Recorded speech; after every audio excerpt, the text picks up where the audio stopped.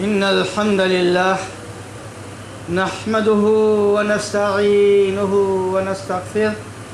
ونعوذ بالله من شرور أنفسنا ومن سيئات أعمالنا من يهده الله فلا مضل له ومن يضلل فلا هادي له وأشهد أن لا إله إلا الله وأشهد أن محمدًا عبده ورسوله يا أيها الذين آمنوا اتقوا الله حق تقاته ولا تموتن إلا وأنتم مسلمون يا أيها الناس اتقوا ربكم الذي خلقكم من نفس واحدة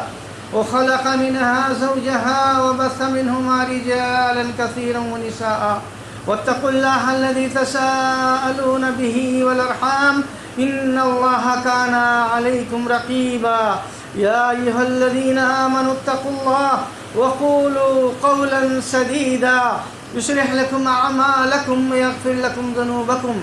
ومن يطع الله ورسوله فقد فاز فوزا عظيما أما بعد فإن خير الحديث كتاب الله وخير الهدي هدي محمد صلى الله عليه وسلم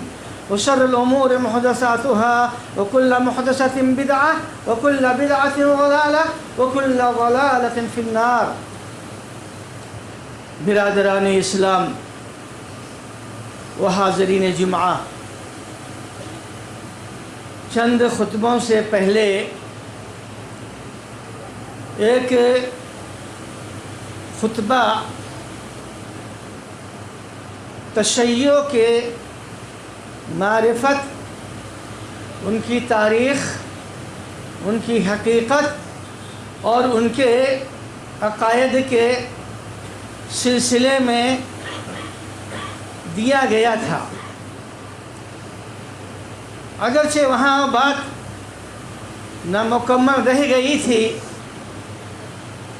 اور موسم کے حساب سے اس کی بات مکمل نہ کر سکا، اسی کی تکمیل آج انشاءاللہ اس خطبے میں کی جائے گی. اس وقت جو باتیں آپ کو بتائی گئی تھیں اس کا دراصل خلاصہ یہ ہے کہ تشیع یہ اصلاً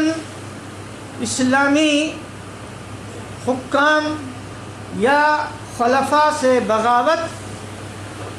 اور مجوسیت، سبائیت، نفاق اور بدعات کے مجموعے کا نام ہے. اس جماعت نے ہمیشہ پہلی صدی ہجری سے لے کر کے مسلمانوں کو سوائے نقصان پہنچانے کے اور کوئی کام نہیں کیا ہے. چاہے وہ کام ابو لؤلؤہ مجوسی نے کیا ہو حضرت عمر کو شہید کر کے، یا وہ کام عبداللہ ابن سبا نے کیا ہو حضرت عثمان رضی اللہ تعالی عنہ کے خلاف لوگوں کو بھڑکا کر کے، یا وہ کام عبد الرحمن ابن ملجم کوفی نے کیا ہو حضرت علی رضی اللہ تعالی عنہ کو شہید کر کے، یا وہ کام مختار ابن عبید نے کیا ہو حضرت حسین رضی اللہ تعالی عنہ کے اوپر قاتلانہ حملہ کر کے، یا وہ کوفہ کے باشندے ہوں جنہوں نے اہل بیت کو میدان کربلا میں گھما گھما کر کے ایک ایک کر کے شہید کر ڈالا. یہ پوری تاریخ بتاتی ہے کہ ان سب میں جو کچھ ہوا یہ انہی شیعوں کی کارکردگی ہے. اور جب یہ واقعہ کربلا پیش آیا تو یہاں سے تشیع جو بالکل سیاسی جو ہے جماعت تھی، اب یہاں سے دینی جماعت کا رخ اس نے لیا. چنانچہ یہاں تک پوری تاریخ میں آپ کو کبھی کوئی ایسی چیز نہیں ملے گی کہ تشیع تمام مسلمانوں سے الگ تھلگ ہے، کوئی اسلامی عقیدہ کے حامل لوگ تھے یا حتیٰ کہ الگ تھلگ ہی بالکل جماعت تھی. یہ اس سے پہلے جتنے خلفاء آئے ہیں حضرت ابوبکر صدیق سے لے کر کے حضرت یزید تک ہر ایک کے ہاتھ پر بیعت کیے ہوئے لوگ تھے. ایسا نہیں کہ ان کی مخالفت انہوں نے کبھی ایسے علل اعلان کیا ہو؟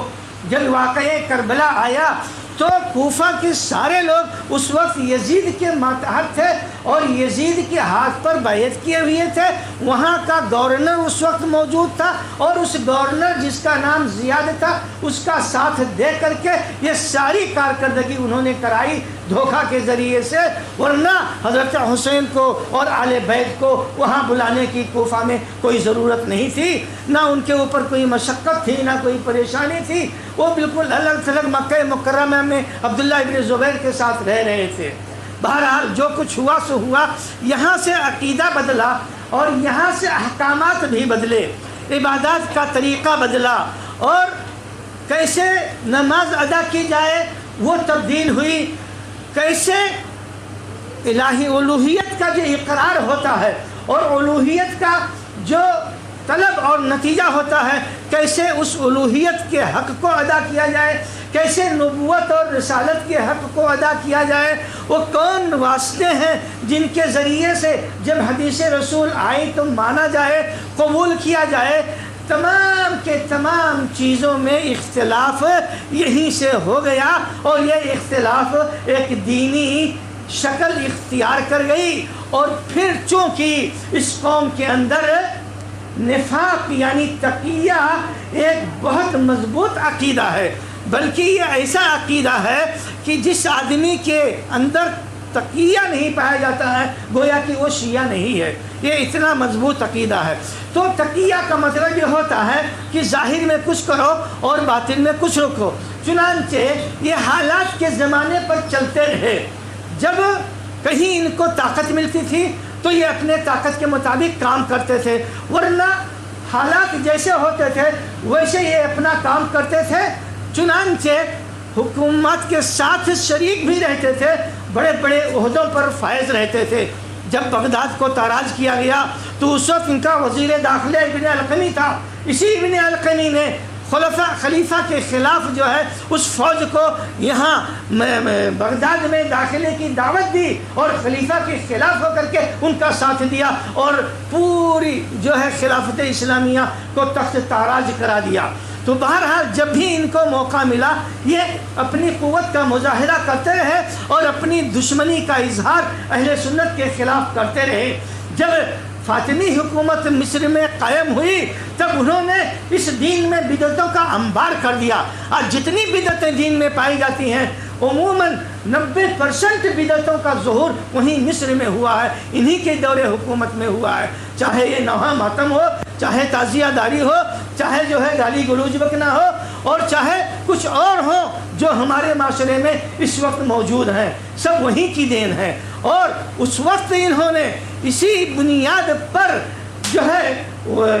اپنے دور حکومت میں مصر میں سنیوں کا قتل عام کرایا تھا. اور سن 317 ہجری میں جب ان کی طاقت اور بڑھی تب انہوں نے مکہ مدینہ پر بھی قبضہ کر لیا. خانہ کعبہ کے پردے کو پھاڑ ڈالا، خانہ کعبہ کی ایک جہت کی دیوار کو منہدم کر دیا، حجر اسود کو توڑ کر کے اٹھا لے گئے، بیرے زمزم کو حاجیوں کے لاشوں سے پاٹ دیا. تاریخ بتاتی ہے کہ تقریباً چونکہ حج کا زمانہ تھا تقریباً 30,000 حجاج کو انہوں نے قتل کیا، جن کو کرامتہ کہا جاتا ہے، انہی کی جماعت ہے. بہرحال اس طریقے سے اونچ نیچ ہوتا گیا یہاں تک کہ یہ زمانہ آیا جس زمانے میں ایران کی بادشاہت ختم ہوئی اور خمینی کا ظہور ہوا، خمینی کا کنٹرول ہوا. خمینی کے کنٹرول ہونے سے صورتحال یکسر بدل گئی. اس نے ایک مذہب رائج کیا ولایت فقیہ کا. ولایت فقیہ کا مطلب یہ ہوتا ہے کہ ان کے فقہا یا ان کے علماء جو بھی بات کہتے ہیں دراصل وہی مذہب ہے، کیونکہ یہ والی ہیں اپنے ان معصوم ائمہ کے جن میں سے ان کا امام غائب ابھی تک آیا نہیں ہے. یہی اس کے دروازہ ہیں اور انہی کے واسطے سے وہاں تک پہنچا جاتا ہے. چنانچہ ان کے سارے اس طریقے سے فقہا یہ معصوم عن الخطا ہوتے ہیں. لہذا یہ فقہا جو کہیں گے، یہ علماء جو کہیں گے وہی بات سمجھیے دین اور شریعت ہے اور وہی اصلی تشیع ہے۔ چنانچہ ولایت فقیہ کے نام پر اس زمانے میں جو کارروائیاں ہوئیں اس میں بنیادی کارروائی یہ ہوئی کہ امام مہدی کا ظہور ابھی نہیں ہوا ہے، ان کے ظہور کا وقت قریب آتا جا رہا ہے، لہذا ایسا کرو کہ ان کے آنے سے پہلے ان کے لیے حالات کو سازگار بنا لو۔ حالات کو سازگار بنانے کا مطلب یہ ہے کہ جن کو سنی کہا جاتا ہے ان کی جو حکومتیں ہیں ان کو کسی طریقے سے تباہ اور برباد کیا جائے اور ان کو حتی الامکان اس دنیا سے ختم کیا جائے۔ چنانچہ سب سے پہلے یہ سلسلہ خود ملک ایران سے شروع ہوا، اور ایران میں آپ کو جو ہے معلوم کر کے یہ حیرت ہوگی کہ تہران جو ان کی راجدھانی بہت بڑا شہر ہے جو لاکھوں کی آبادی ہے، لیکن وہاں اہل سنت کی ایک بھی مسجد موجود نہیں ہے۔ سال گزشتہ میں ایک مسجد سی وہ بھی گرا دی گئی، اور وہاں پر سنیوں کو باجماعت نماز ادا کرنے کی اجازت نہیں ہے اور نہ کسی کو مسجد بنانے کی وہاں اجازت ہے، جبکہ مجوسیوں کے عبادت خانے بھرے پڑے ہوئے ہیں، یہودیوں کے عبادت خانے بھرے پڑے ہوئے ہیں، کسی کے اوپر کوئی پابندی نہیں ہے، ہر ایک کو اپنے مذہب پر عمل کرنے کی کھلی آزادی ہے، اپنی عبادت گاہیں بنا سکتے ہیں، اپنے طور طریقے پر زندگی گزار سکتے ہیں، لیکن کوئی سنی اپنا نام ابو بکر و عمر عائشہ نہیں رکھ سکتا ہے، بلکہ اب تو اتنی پابندی آ گئی ہے کہ عربی زبان کا کوئی نام یہ لوگ نہیں رکھ سکتے ہیں۔ اندازہ لگائیے وہ تہران میں وہ سفارت خانے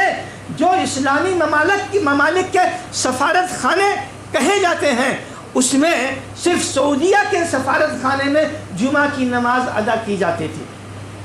آپ دیکھیے یہ اتنی سختیاں وہاں اہل سنہ والجماعت پر ہے، اور ان میں سے جتنے بھی بڑے بڑے علماء کہیں بھی پیدا ہوتے ہیں تو ان کو وہاں پنپنے نہیں دیا جاتا ہے، قتل کر دیا جاتا ہے۔ اس طرح سے وہاں کم سمجھیے کہ سنیوں کی اب کوئی اہمیت اور کوئی حیثیت نہیں رہ گئی ہے، نہ ان کو اختیار ہے کسی جو ہے حکومت کے کسی عہدے کے میں شرکت کرنے کی، نہ ان کو اختیار ہے جس کو ووٹ دینا کہا جاتا ہے۔ ظاہر بات ہے جب یہ دو اختیار کسی کے ختم ہو جاتے ہیں تو ان کی شہریت وہاں سمجھیے جو سب سے تھرڈ کلاس کی ہوتی ہے وہ ہو جاتی ہے۔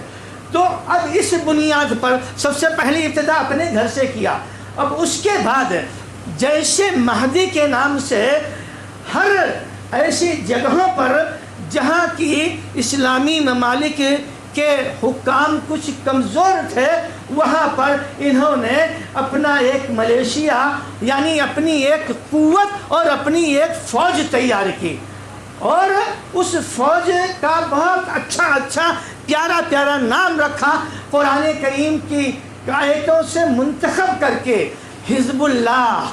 اللہ کی جماعت، حزب الانصار، مدد کرنے والوں کی جماعت، حزب الحق، تو اس طرح سے نام رکھ کر کے، اور نعرہ کیا لگایا تقیہ کے بنیاد پر، مرگ بر اسرائیل اور مرگ بر امریکہ، اور اس کے بعد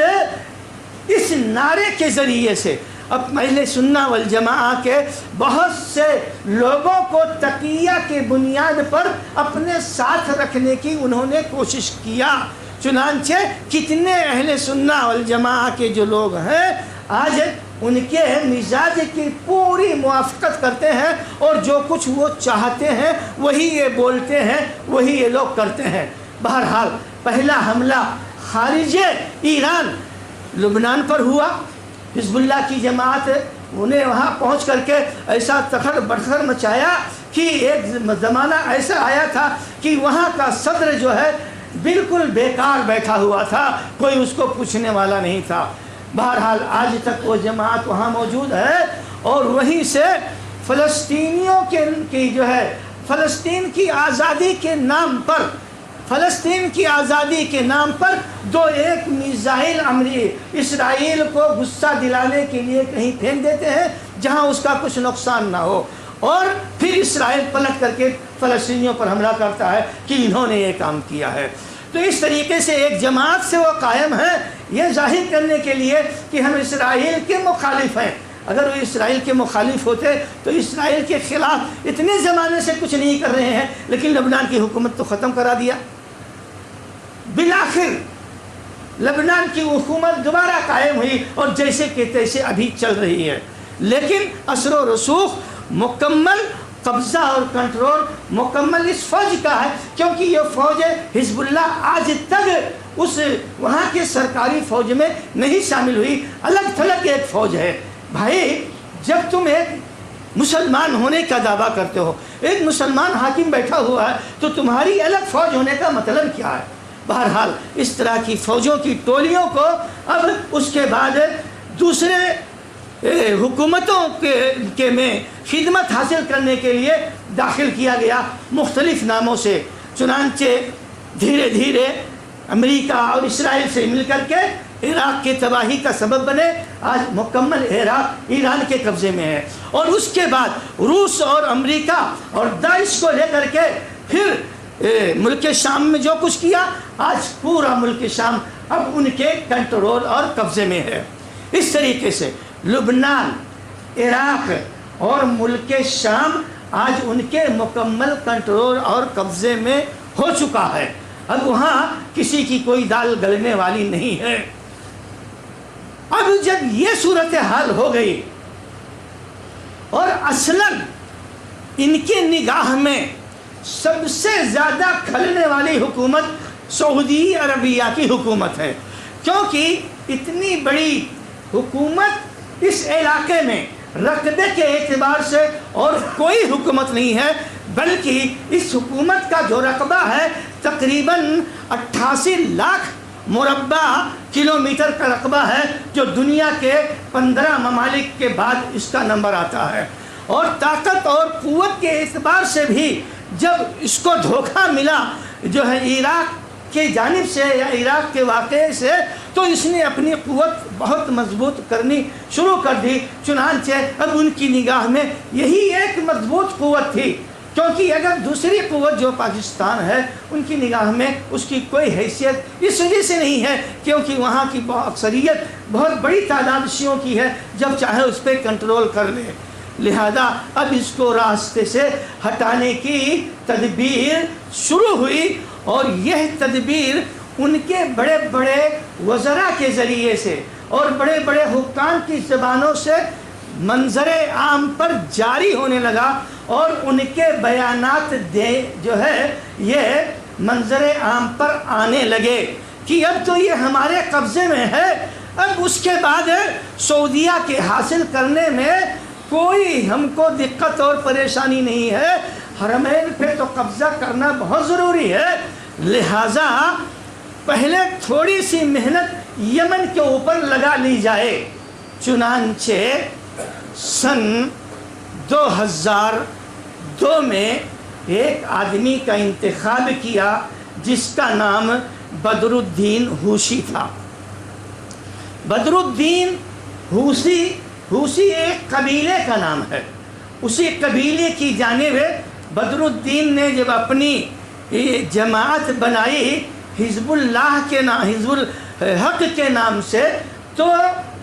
مقام سعودہ نے سب سے پہلے یہ جماعت بنائی، اور جماعت بنانے کا جو مقصد واضح کیا گیا وہ یہ کہ ہم یہاں کے مقامی لوگوں کی خدمت کریں گے، مقامی لوگوں کی خدمت کریں گے۔ اب ان کے اپنے دل میں تقیہ کی بنیاد پر جو خدمت تھا وہ الگ خدمت ہوتی ہے، اور جو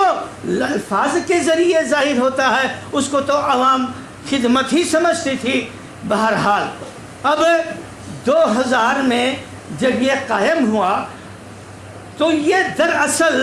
ایران ہی کے کہنے پر اور اس کی مدد کے بنیاد پر قائم ہوا۔ چنانچہ اس آدمی کو ایران بلایا گیا، کئی سالوں تک ایران میں وہ رہا، اور ان کے پورے مزاج کے اچھی طریقے سے موافق ہو گیا، جو وہ کرنا چاہتے ہیں تمام چیزوں کا خلاصہ اس کو بتایا گیا، اور اس کی مدد دینے کا ہر ممکن وعدہ کیا گیا۔ چنانچہ سن 2002 میں ایک جنگی جہاز جو ہتھیاروں سے لدا ہوا تھا، یہ وہاں پر پکڑا بھی گیا، جو ایرانی جہاز تھا، جبکہ ایران اس کو مانتا نہیں تھا۔ لیکن جب یہ جہاز پکڑا گیا تو ساری دنیا نے سمجھ لیا کہ ہاں ایران کیا کر رہا ہے۔ لیکن اس کے باوجود بھی جتنے بھی سنی مملکتیں ہیں یا سنی حاکم ہیں، کسی نے ایران کے خلاف کوئی زبان نہیں کھولی، اور نہ کسی نے کوئی احتجاج درج کرایا، اور نہ اس کے خلاف کسی کارروائی کوئی بات آئی۔ نتیجہ یہ ہوا کہ یمن میں اسلحے آتے گئے اور بدر الدین حوثی یہ طاقتور ہوتا گیا۔ چنانچہ پھر اس نے اپنے ہی ملک میں جنگ چھیڑ دیا اور یہ کہنا شروع کیا۔ پہلے تو جو وہاں کا صدر تھا، صدر صالح، اس کے ساتھ مل کر کے حکومت میں شریک ہوئے۔ اب حکومت میں شریک رہتے رہتے جب ان کی تعداد زیادہ ہو گئی، فوجیں حکومت کے بالمقابل ہو گئیں، اور جو ہتھیار ایران سے آتے تھے وہ پوری جو ہے دفاع کے لائق مکمل طریقے سے ہو گئیں، تب ان لوگوں نے کیا کہنا شروع کر دیا؟ صدر صالح سے یہ کہنا شروع کیا کہ ہم لوگوں کا جو حق ہے وہ حق ہم کو دیا نہیں جاتا ہے، ہم کو وہ حق مل نہیں رہا ہے۔ لہذا ان لوگوں نے کیا کیا؟ خود جو موجودہ صدر تھا جس کے ساتھ یہ حکومت میں شریک تھے، اس کے خلاف انہوں نے جنگ شروع کر دیا۔ 2004 میں یہ بدر الدین مارا گیا اور اس کا بیٹا اس کی جگہ پر اس کی قیادت کرنے لگا، اور پھر اس کا بیٹا بھی مارا گیا، اور پھر دوسرا بیٹا جس کا نام عبد الملک ابن بدر الدین الحوثی ہے، قیادت اس کے ہاتھ میں آئی، اور فی الحال یہ قیادت اسی کے ہاتھ میں ہے۔ تو ہوا کیا؟ ہوا یہ کہ جب صدر صالح سے خود لڑائی چھڑ گئی تو ظاہر بات ہے کہ قوت ان کے پاس بہت زیادہ تھی، لہذا انہوں نے صدر صالح کی جو ہے قصر خلافت پر بھی جو ہے بمباری کی۔ صدر زخمی ہو گیا، زخمی ہو کر کے فرار ہوا، سعودیہ میں جا کر کے پناہ لی، اور اس کا علاج وہاں کئی سالوں تک ہوا۔ صدر جاتے جاتے اپنی جگہ عبداللہ ہادی کو صدر بنایا، اور پھر وہاں علاج کے بعد جب وہ تندرست ہو گیا، واپس یمن میں آیا تو پھر انہی کے ساتھ مل گیا۔ بہرحال اب اس دوران میں کئی سالوں کا وقفہ گزر گیا۔ اس دوران میں اب حوثیوں نے یمن کے اندر خانہ جنگی کے نام پر جو کچھ کیا وہ ایسی چیزیں ہیں کہ آج تک لوگوں کو منظر عام پر صحیح باتیں بتانے کی کوشش نہیں کی گئی، سوائے اس کے کہ وہاں خانہ جنگی ہو رہی ہے۔ چنانچہ خانہ جنگی کے نام پر وہاں صرف سنیوں کو قتل کیا جاتا تھا،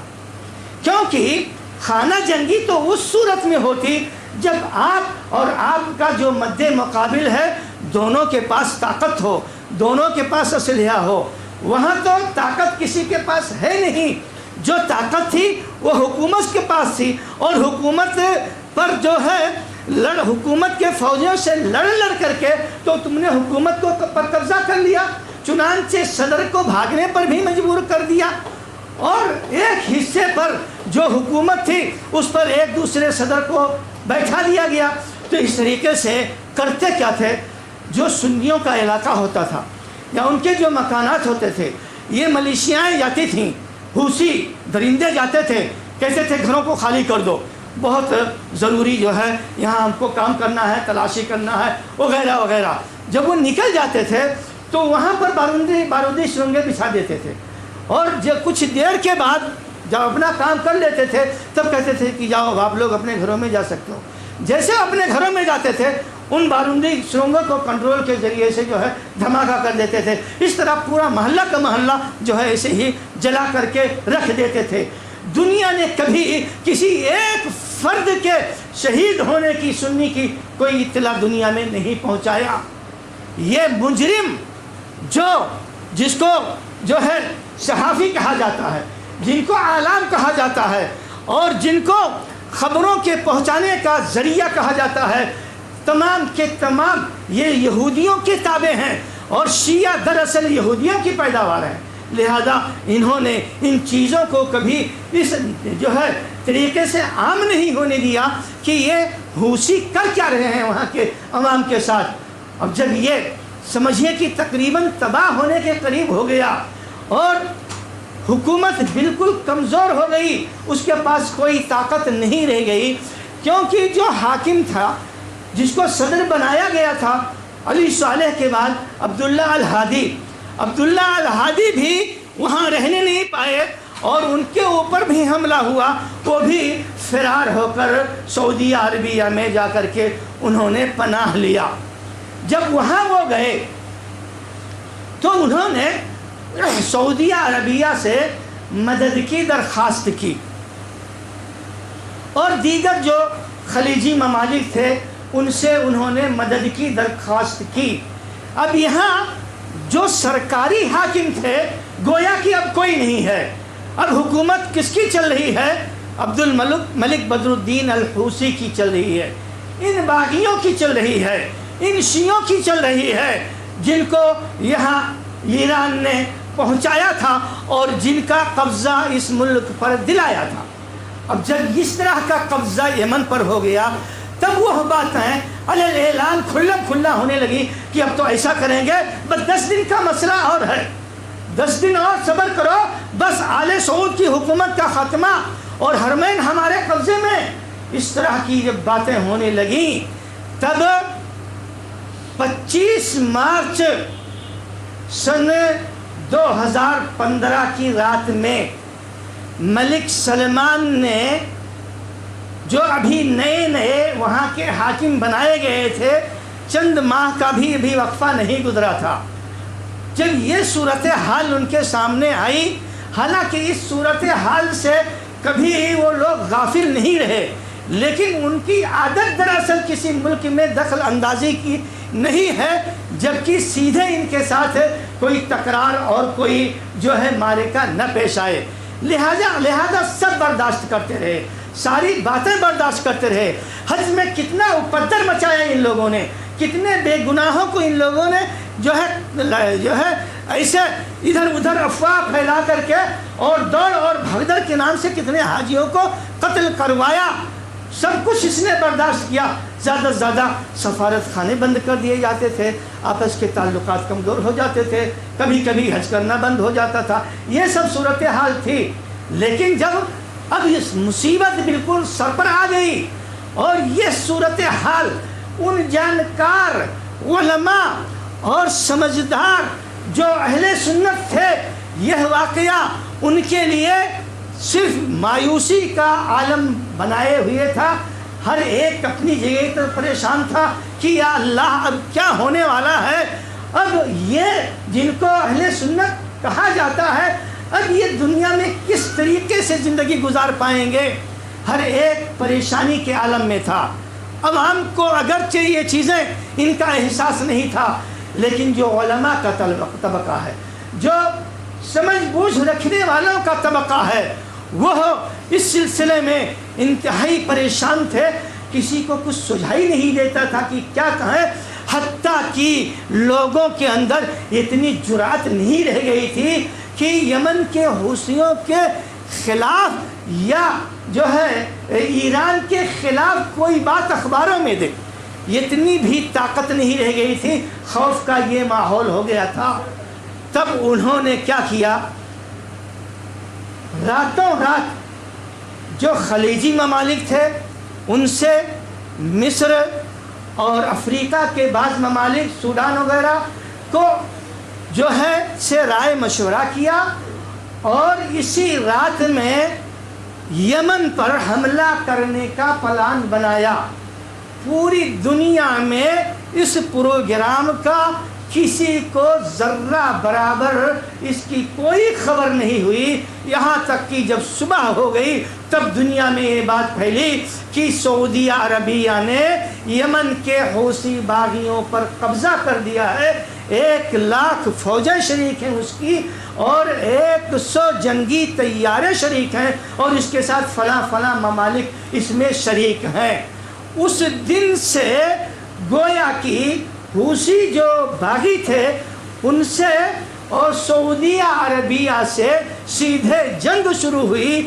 اس وقت وہاں کا وہ حاکم جو فرار ہو کر عبداللہ ہادی سعودیہ میں پناہ لے کر بیٹھا ہوا تھا، اور جس نے ملک سلمان سے مدد کی درخواست کی تھی، تو یقیناً ان کی مدد کی بہت سخت ضرورت تھی پڑوسی ملک ہونے کے ناطے، اور خود جو صورتحال تھی اور جو بیانات تھے ان کے بڑے بڑے جو ہے ذمہ داروں کے، اس نے یہ ضرورت دیا اور یہ مہلت دی کہ ایسا کیا جائے۔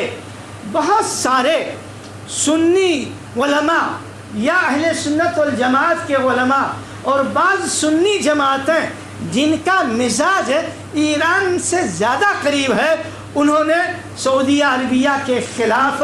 ہوائیاں اڑانے کرنے کی کوشش کی اور طرح طرح کی باتیں ان کے خلاف لکھنے کی کوشش کی، جبکہ شیعوں کے خلاف، حوثیوں کے خلاف کسی کے قلم سے ایک سطر نہیں لکھا گیا اور نہ کسی کی زبان سے کہیں ایک میسج آیا۔ لیکن جب سعودیہ نے اپنی دفاع کے لیے، سنیوں کی دفاع کے لیے اور یمن کے عوام کے دفاع کے لیے جب اس نے حملہ کیا، تو اس کے خلاف طرح طرح سے بغاوت کی باتیں کی جانے لگیں، تقریریں اور جلسے اس کے خلاف منعقد کیے جانے لگے، اور بڑے بڑے علماء اس میں بھاشن دینے لگے سعودیہ کے خلاف۔ بہرحال اب اس کے بعد دھیرے دھیرے سعودیہ عربیہ نے کیا کیا، دیگر جو اسلامی ممالک دنیا میں پائے جاتے ہیں ان لوگوں کو اس نے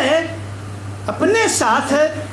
اس جو جس کو دہشت گردی کہتے ہیں یا اپنے حکام کے خلاف بغاوت جہاں مسلمانوں کے ذریعے کرائی جاتی ہے، اس کے دفاع کرنے کے لیے اور اس کا مقابلہ کرنے کے لیے ان تمام ممالک سے گفتگو کر کے دھیرے دھیرے لوگوں کو اکٹھا کیا، جمع کیا، کیونکہ اگر ایسے جس طریقے سے انتشار اسلامی ممالک میں پایا جاتا ہے، کوئی نظام نہیں عراق میں، کوئی نظام نہیں سوریہ میں، کوئی نظام نہیں لبنان میں، ایسے اگر سب بدحال ہو جائیں گے تو ہوگا کیا اس روئے زمین پر؟ سنی جائیں گے کہاں؟ تو بہرحال اس وقت 34 یا 36 ممالک سعودیہ عربیہ کے اس مسئلے میں ساتھ ہیں، اور یہ لڑائی جو ہے دھیرے دھیرے ہوتی اب اپنے سمجھیے کہ یہ کمزور ہو چکی ہے اور یہ بغاوت تقریباً ناکام ہو چکی ہے، کیونکہ جو ہے صدر عبداللہ ہادی جو سعودیہ میں پناہ گزین تھے، وہ کئی سال پہلے وہاں یمن جا چکے ہیں، اپنے عہدے پر آج وہ برقرار ہیں، اور اب ان کی اپنی جو سرکاری فوج ہے وہ اپنا دفاع کر رہی ہے، اب یہ لوگ ان کی مدد کر رہے ہیں۔ اب جو حوثی باغی ہیں وہ رہ کر سعودیہ عربیہ پر کہیں اپنا جو حملے کا جو سسٹم ہے وہ حملہ کرنے کی کوشش کرتے ہیں، کہیں کامیاب ہوتے ہیں، کہیں ناکام ہوتے ہیں۔ اس وقت سے لے کر کے کئی مرتبہ ان لوگوں نے خانہ کعبہ پر حملہ کرنے کی کوشش کیا، بیت اللہ کے ڈھانے کی کوشش کی میزائل کے ذریعے سے، لیکن اللہ رب العالمین نے اتنی مضبوط دفاعی طاقت سعودیہ عربیہ کو بنا دیا ہے کہ جتنے بھی میزائل ان کے مکہ مکرمہ کی جانب داغے گئے، آج تک کوئی بھی میزائل یہاں تک پہنچ ہی نہیں سکا، اس کو راستے ہی میں تباہ کر دیا گیا۔ اس طریقے سے حرمین کی دفاع میں اور اپنے ملک اور وطن کی دفاع میں اور اپنے پڑوسیوں کی دفاع میں اور اہل سنت کے دفاع میں یہ حکومت جٹی ہوئی ہے، لگی ہوئی ہے، لیکن مشکل یہ ہے، پریشانی یہ ہے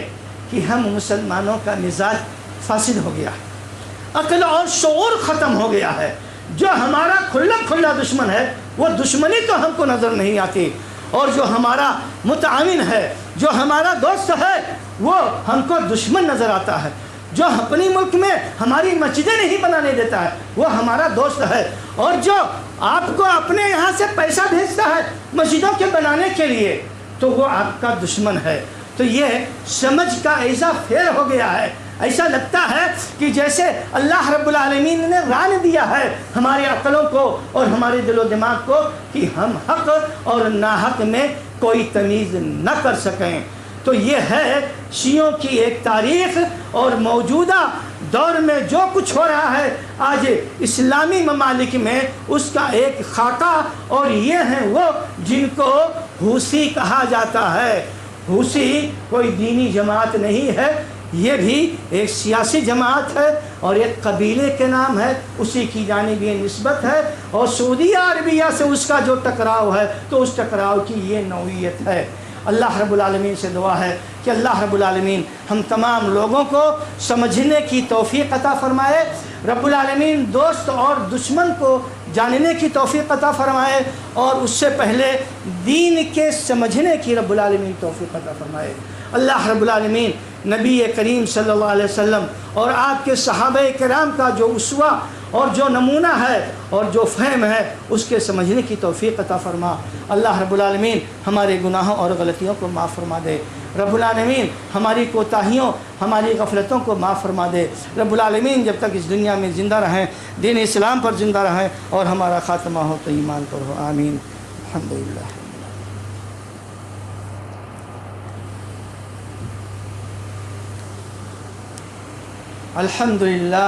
الحمد لله نحمده ونستعينه ونستغفره ونعوذ بالله من شرور أنفسنا ومن سيئات أعمالنا، من يهده الله فلا مضل له ومن يضلل فلا هادي له، وأشهد أن لا إله إلا الله وأشهد أن محمدا عبده ورسوله، إن الله وملائكته يصلون على النبي يا أيها الذين آمنوا صلوا عليه وسلموا تسليما، اللهم صل على محمد وعلى آل محمد كما صليت على إبراهيم وعلى آل إبراهيم إنك حميد مجيد، اللهم بارك على محمد وعلى آل محمد كما باركت على إبراهيم وعلى آل إبراهيم إنك حميد مجيد۔ عباد الله رحمني ورحمكم الله، إن الله يأمر بالعدل والإحسان وإيتاء ذي القربى وينهى عن الفحشاء والمنكر والبغي يعظكم لعلكم تذكرون، اذكروا الله يذكركم وادعوه يستجب لكم، ولذكر الله تعالى أعلى وأجل وأتم وأكبر۔